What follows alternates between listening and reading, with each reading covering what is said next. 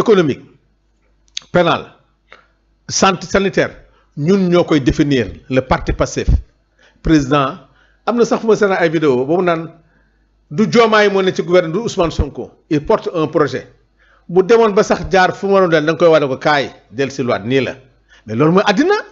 Diomaye n'est pas un homme parfait Ousmane Sonko n'est pas un homme parfait les ministres ne sont pas parfaits jaadu na ci biir ànd bi bu ñu nee ba ci biir gis ne am na loo xam ne mu ngi soox ñu waxaat dans la plus grande transparence ne ko d'accord nii nay demaat mais loolu c'est ça un parti qui vit. Moi je me rappelle dem si yàlla jiboka da ko doon taxaw wax na lii d'accord ma ko nii na war a demee mu indi woon ay correctifs.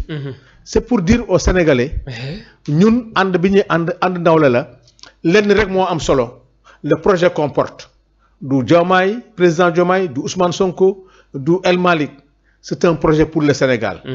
ñun ñëpp on dépasse nos personnes ak muy moom donc loolu la ñu wane ñoom pour dire que c'est une démocratie si le chef parle dans la plus grande correction on va lui dire que non du nii la Ousmane Sonko dégg ñu naan la mais des fois mu wax gars yi ne ko d'accord ñu moom ci boppam sax mu ne des fois day def Diomaye ne ko d'accord ma wala Diomaye def El Malick ne ko nii ak nii mais moi je sais que ñi liñ tàmmoon mais nag ñoom ñële ñoom ay société civile ñoom non nañu tëdd nelaw il y a pas de problème au sommet de l'État président Albourakh vérifier 7 voyages yu premier président de la République gouverneur militaire moo koy teeru parce que Diomaye moo ko dindi bëggatul loolu bëggatul kenn di déplacé wu vérifier voyage yi mu def yëpp les 5 derniers voyages ou les 7 derniers voyages c'est le gouverneur militaire en tenue moo ko ci passerelle bi au bas du passerelle moo ko accueillir.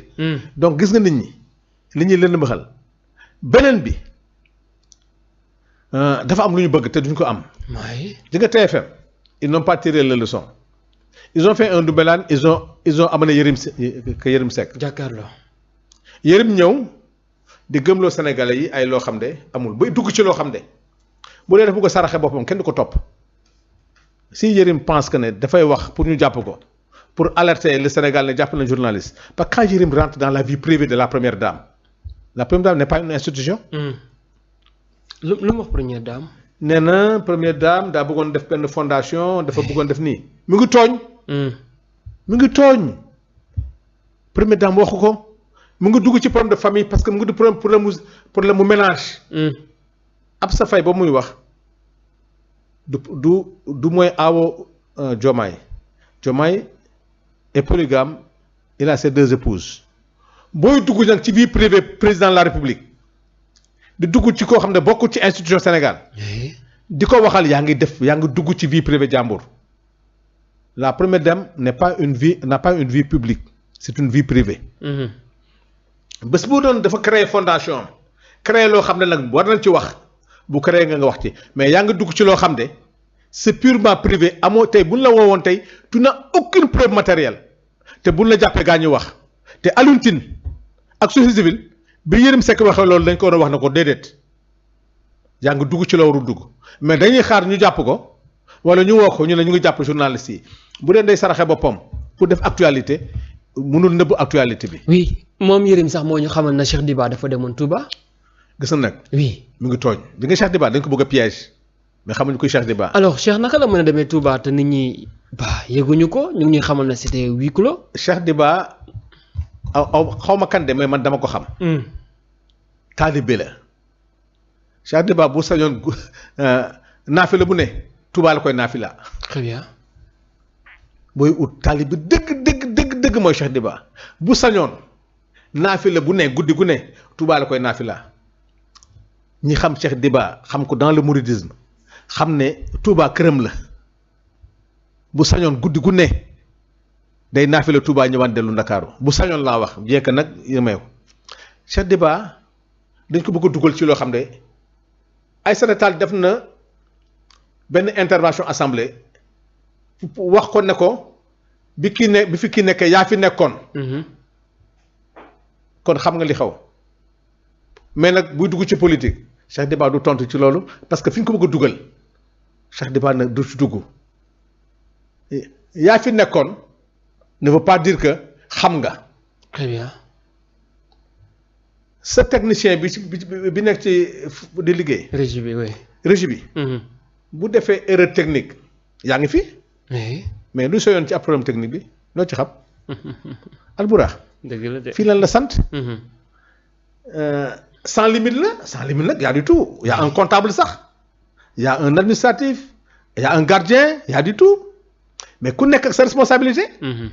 tey bu sàcc duggee ci kër gi. kan du wax gardien bi la ñuy wax. fa nekkoon Cheikh Diba est le directeur de la programmation budgétaire moom moo yor les déclarations les déclarations de risque budgétaire. Très bien. Cheikh Diba moo yor la programmation budgétaire mais Cheikh Diba ne s'occupe pas du service de la dette. Ministère des finances ay borom xam-xam ku nekk dafa am loo yor. y a que le ministre et le président de la République loolu ñoom ñoo ko moom. l'histoire de la dette. fu ñuy lebi ñaata nañu lebi fu ñu koy dugal ku nekk nag ak li na dénk Cheikh Diba n'a rien à voir avec le service de la dette maintenant en tant que ministre nag là il est responsable mais en tant que directeur de la programmation budgétaire boo ko bëggee dugal ci loo xam ne yoonam nekku ci yaa ngi koy beneen bi. kële bëgg a dugal Cheikh Diba ci affaire dem Touba mais xam nga loolu Yérim dafa am lu ñu bëggoon Cheikh Diba def ko. te Chiba du ci wax du ci def ñun ñi ko xam ne il ne s'occupe pas de la politique am na nag lu mu dox ba tey ba Sénégal xaw a sedd. ba tey Diomaye ak sama jël pouvoir bi. bu ñu sañoon tey te bi ko Cheikh di dox xëy na dégg nañ ci am rek que loolu du am mere nañ ko xëy na ci loolu. xëy na naan wéy moom moo tax ba Macky bàyyi moo tax ba juboo am. ba élection am ba ñoom Diomaye jël mën nañ ko mere ci loolu mais bu ñu yaakaaree Cheikh Diba dugg ci débat politique bii dañuy sonal seen bopp Cheikh Diba il a la confiance du président de la République et du premier ministre. mu ngi sauver Sénégal ci situation financière bi mu ngi koy liggéey képp koo xam nag bu ko dugal ci affaire Touba kon xamuloo Cheikh Diba taalibe la Cheikh Diba mouridisme du ko sax fooye. liggéeyam la am na sax ñu ko tuddee imam. man suma xarit la xam naa ko dama liggéey assemblée nationale ñun ñëpp ñu xam ko. am na ci loo xam ne bu ñu daan wax affaire dette kenn du wax Cheikh Diba mais bu ñuy wax déclaration des risques budgétaires arbitrage par rapport à certaines programmations ngay wax mais le service de la dette ne le concerne pas c'est pas son affaire am na ñeneen ñu koy chargé wu. donc Cheikh Yérim franchement parler bu dee da nga ñëw. pour yaakaar ne mun nga wax Sénégal parce que Cheikh Yérim Seck nag li fi wax yëpp wax dëgg yàlla safaan bi moo am. ne woon na ku bokk Pastef doo ñëw def nangam il a des relations avec les chefs d'État loolu c'est sa vie mun na jóge fii dem xaw ma kan xam nga franchement de képp ku nekk Pastef wala ngay jàppale le régime ñun boog nawloowuñu Yérim Seck. c'est un intellectuel c'est un grand journaliste. il a son réseau dañ ko koy nangul mais ñun bokk ñoo moom xalaat il est contre le régime dañ koy nangul mais gëm naa ne Cheikh moom ci boppam am na ay jamono nag mu woo xale yi ñoo ñu tuddee chroniqueur am lu mu organiser ak ñoom xaw ma lan la mais bu seetloo xale yooyu yëpp tey ñu ngi ci ay jafe-jafe te ñooñu ñu ay journalistes. Très bien. donc Cheikh Yérim bon ça nous dérange pas mais li ma ko ñaan rek bu mu dugg ci vie privée. première dame. La première dame n'est pas une institution. Très bien. Et c'est un couple polygame. Polygame. na moytu di wax lu amul preuve ñoom nag la société civile ñi nga xam ne ñooy artu nañu fexe ba képp kuy wax loo wax ñu artu la.